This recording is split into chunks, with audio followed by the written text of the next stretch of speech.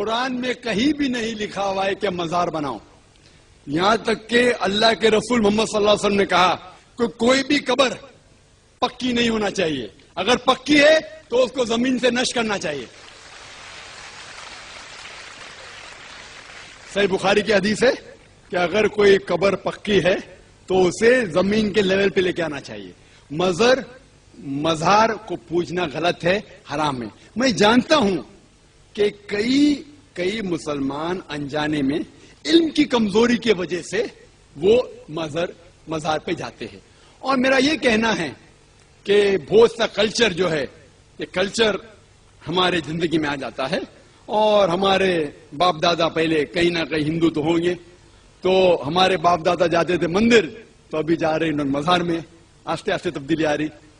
تو میری درخواست ہے کہ اگر آپ اسلام ان بھائیوں سے جو مزار جاتے ہیں، مسلمان بھائیوں، مزار پہ جانا بالکل غلط ہے. محمد صلی اللہ علیہ وسلم نے کہا کہ آپ قبر پہ جاؤ. اگر آپ قبر پہ جائیں گے تو آپ کو یہ احساس ہوگا کہ آپ کبھی نہ کبھی مرنے والے ہیں، تو اللہ پہ اور یقین کریں گے، آخرت پہ یقین ہوگا. تو قبر پہ جا کے ان کے لیے دعا کرنا صحیح ہے. جو آدمی مر چکا ہے ان کے لیے دعا کرو، ان کو دعا نہیں کر سکتے. You can pray for them not to them. مطلب ان کے لیے دعا کر سکتے، ان کو دعا نہیں کر سکتے. آپ سمجھ رہے؟ وہ بیچارہ شخص مر گیا ہے، اچھا شخص تھا، اس کے لیے دعا کر سکتے اللہ اسے جنت فردوس دے، انہیں نعمت دے، انہیں معاف کرے، وہ تک ٹھیک ہے. لیکن جا کے یہ بولے کہ میرے ایگزامینیشن میں میرے نمبر کم ہے تو بابا نمبر اچھے کر لو، یہ بالکل حرام ہے. شفا قرآن میں بات. لیکن یہ بھی بتاؤں، آج کل لوگ یہ کہتے ہیں کہ مزاروں پر جانا بدعت ہے اور قبروں پر نہیں جانا چاہیے. میں ان کو بتا دینا چاہتا ہوں کہ جہالت کی بنیاد پر زبان اٹھا کر نہیں لگانی چاہیے. پہلے سیرت پڑھیں، قرآن اور حدیث پڑھیں، اس کے بعد آپ بات کریں. اصل میں مسئلہ یہ ہے کہ ڈاکٹر کو یہ حق دیا جاتا ہے کہ وہ اپنی فیلڈ کی بات کرے. مولوی ڈاکٹر کی فیلڈ کی بات نہیں کر سکتا، انجینئر دوا خانہ کھول کر نہیں بیٹھ سکتا. اسی طریقے سے کسی چمار کو ڈاکٹر کا آلہ نہیں دے دیا جاتا. کیوں؟ اگر وہ چمار ڈاکٹر کا آلہ لے لے، لوگ کہیں گے تو اپنی اوقات سمجھ، کیونکہ تو چمار ہے، تو کلینک نہیں سنبھال سکتا. اگر تو کلینک لے کر کے بیٹھے گا تو لوگ مر جائیں گے، تو لوگوں کو تباہ کر دے گا.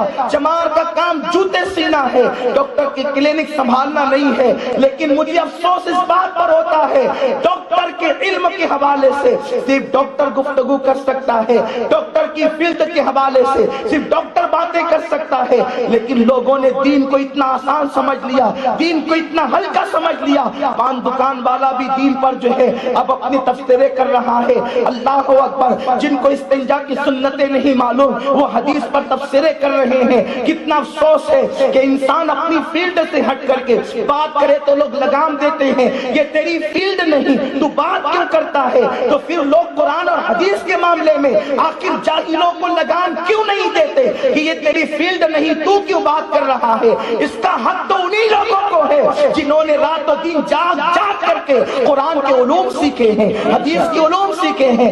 کوئی علم والا جس نے واقعی قرآن پڑھا ہو اور قرآن میں یہ آیت پڑھی ہو، اِنَّا رحمت اللہ قریب من المحسنین، بے شک اللہ کی رحمت اس کے ولیوں کے قریب ہے، کبھی بھی مزار پہ جانے کا منکر نہیں ہو سکتا. جس نے حدیث پڑھی ہے وہ حدیث پڑھنے والا کبھی بھی ولی کے مزار پہ جانے کا منکر نہیں ہو سکتا. بات اتنی ہے، اب تقریروں کے لیے جہلا کو بلایا جاتا ہے جنہوں نے قرآن و حدیث کی بو بھی نہیں سونگی، اس لیے امت میں فتنے پیدا ہو رہے ہیں. آج یہ میں تمہیں بتاؤں، مزار پر جانا بدعت نہیں ہے. میرے آقا علیہ السلام کا زندگی کا پہلا سفر اگر ہوا ہے تو وہ ایک ولی کی مزار کی حاضری کے لیے ہوا ہے. سے کہ سیدہ آمنہ خاتون میرے نبی کی امی جان حضرت اللہ کے رسول سے کہتی ہے، مصطفیٰ کریم سے کہتی ہے، بیٹے محمد تمہارے والد اس وقت دنیا سے کوچ کر گئے جب ابھی تمہاری عمر میرے شکم میں ہی تھی، ابھی تم پیدا بھی نہیں ہوئے تھے، چند ماہ کے تم حمل کی شکل میں تھے، تب تمہارے والد دنیا سے کوچ کر گئے، تم نے اپنے ابا کی زیارت نہیں کی. بیٹے محمد چلو میں مدینے میں تمہارے والد کی قبر کی زیارت تمہیں کرا کر کے لاؤں.